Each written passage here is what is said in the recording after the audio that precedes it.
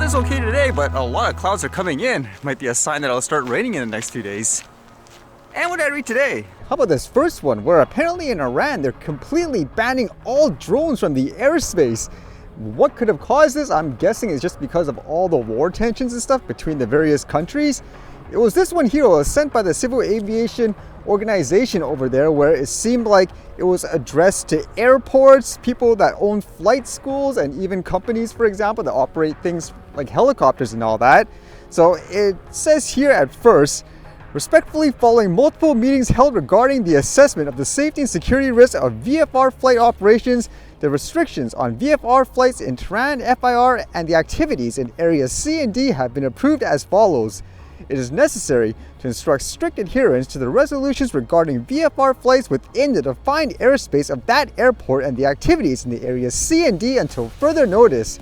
So basically like a bunch of NOTAMs, for example, and it specifically says the operation of drones and civilian unmanned aerial vehicles is prohibited throughout the entire airspace of the country.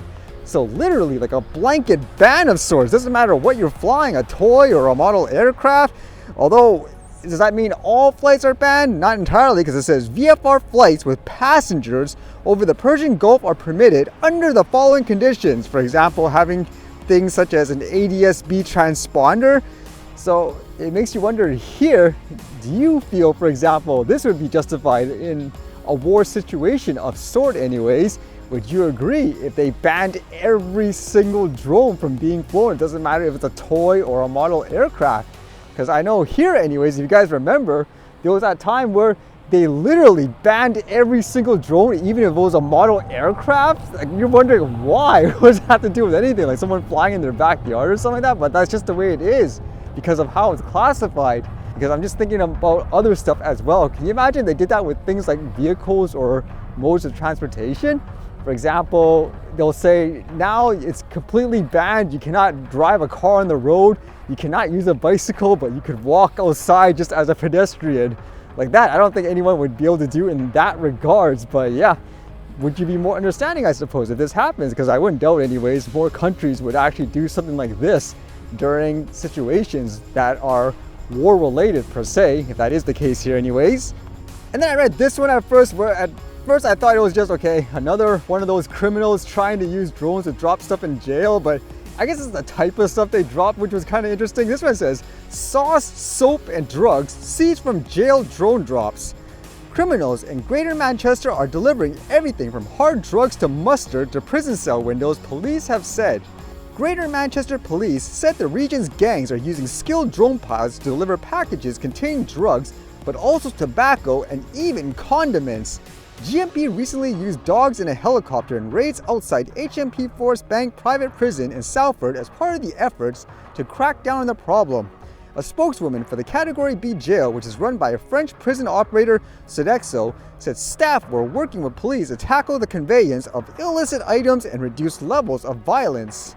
Officers have reported other items being smuggled into Greater Manchester's jails, including tobacco, shampoo, shower gel, and even sachets of mustard and tomato ketchup. These drone pilots have got a really high skill set.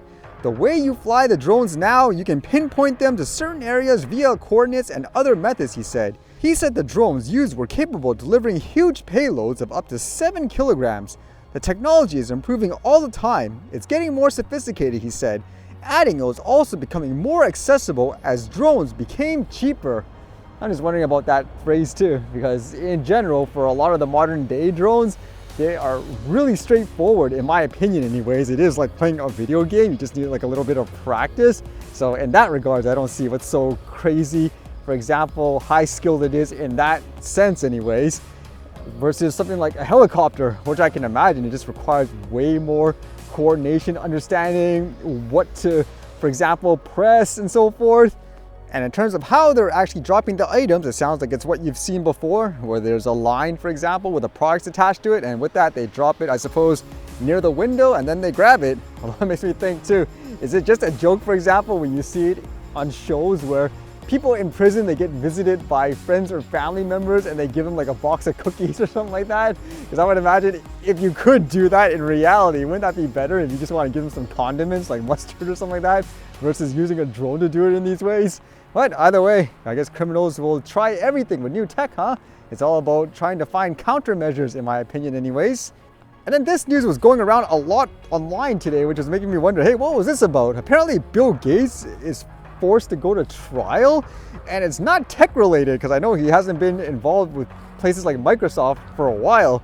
Apparently here it relates to things what he did with that Bill and Melinda Gates Foundation and all that, because it says Bill Gates to face trial for allegedly misleading the public over COVID vaccine safety during pandemic. A Dutch court ruled on Wednesday, October 23rd, that Bill Gates must stand trial in the Netherlands for allegedly misleading the public about the safety of COVID-19 vaccines during the pandemic time. According to reports, 7 plaintiffs claim to have suffered injuries from the vaccines and sued Bill Gates, along with other defendants, including former Dutch Prime Minister Mark Rutte and Pfizer CEO Albert Bourla. They claim that Gates made false statements about the vaccines, including that they would stop transmission, prevent illness, and eliminate the needs for masks. As per the reports, Bill Gates tried to get rid of the case, but the court rejected Gates' attempt to dismiss the case, citing jurisdiction issues as an American citizen. So I guess that technicality didn't work in this case, which is the really interesting part in my opinion. It says he has been ordered to pay the plaintiff's legal fees of $1,518.44 within 14 days or face additional penalties. A new hearing is set for November 27, 2024. Yeah, so that's really fascinating. Aside from the fact, again, where he tried to use a technicality by the sounds of it, saying, hey, you guys don't have the authority to, I guess, prosecute him in that case here, but they say, oh yes we do. So we'll see how that turns out. But then at the same time here, can you actually sue a person like this for being the quote expert in saying these things? Because I would imagine it's just an opinion, like at the end of the day, technically, isn't it?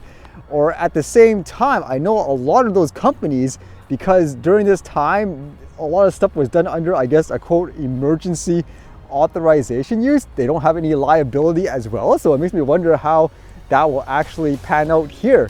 But if this actually goes through, and let's just say he's successfully sued for that, what would that mean for other places around the world? Because here in general, it was kind of the same thing what they state here, where initially people were told if you get the vaccine, for example, you can't get it, you can't spread it in terms of the virus and all that. But as we know now, that clearly wasn't the case. So technically, everyone was kind of doing everything ignorantly in terms of the best way to go about. And as well, here anyways, a lot of people were actually forced in many ways to actually get the vaccine regardless of what it meant to them. Like, let's just say if they had an allergic reaction or whatever, like there's no way of really knowing. They just had to take it or face the consequences of potentially losing your job and all that. Because there are cases recently anyways, quite a few of them. I know there was one recently, I think it's in the US, where a bunch of people, they got like $1 million or something like that for being let go by not getting things like the vaccines. So it makes you wonder here, how would this play out in the rest of the world? And I was thinking, I know the first obvious defense would be, well, that's what you knew at the time, so you're not misleading people. You were just, for example, ignorant, and as soon as you realized what the real deal was factually, you quickly adjusted it. So I could see the defense in that regards. But at the same time, I guess with this situation, let's just say if people did have allergic reactions and all that, at what point does it become kind of like those criminal cases where someone says, oh, they committed a crime and so forth, but they had no clue, so they were ignorant?